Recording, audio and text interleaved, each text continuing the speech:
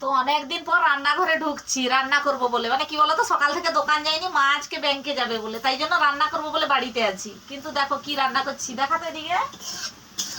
এই দেখো, শুধু শাক ভাজাটা আমি করছি। মানে কি বলতো, আমি চান করে দোকানে বিক্রি করছি আর পুজো করছি, সেই টাইমে মা হচ্ছে কি বলতো ফাঁকা ছিল বলে দেখো এই যে ভাত রান্না করছে, এই যে আলু ভাতে, আর হচ্ছে এই যে মাছের ডিমের বড়া, আর এই যে মাছের টক হয়েছে। মাছের টকটা দেখা, তেঁতুল টক, কালো কালো লাগছে। আর তো কি বলতো, তোমাদের দাদা ভাইয়ের খাওয়া হয়ে গেছে, আমি অনেকদিন পর রান্নাঘরে ঢুকছি শুধু শাক ভাজবো বলে। আমাকে বলছে তুমি শাকটা ভেজে দিবো, তাই জন্য শাক ভাজতে বসছি, রসুন ছাড়াচ্ছি। তো কি বলতো, মানে দোকান যাইনি, রান্না যে করবো, শাশুড়ি মা রান্না করেছে, দেখছো কতটা হেল্প করছে আমাকে। আর আমি সেই টাইমটাই যে পূজা করছি আর দোকান বিক্রি করছি, তাই জন্য এখন এই যে গরম গরম শাক ভাজতে বসি।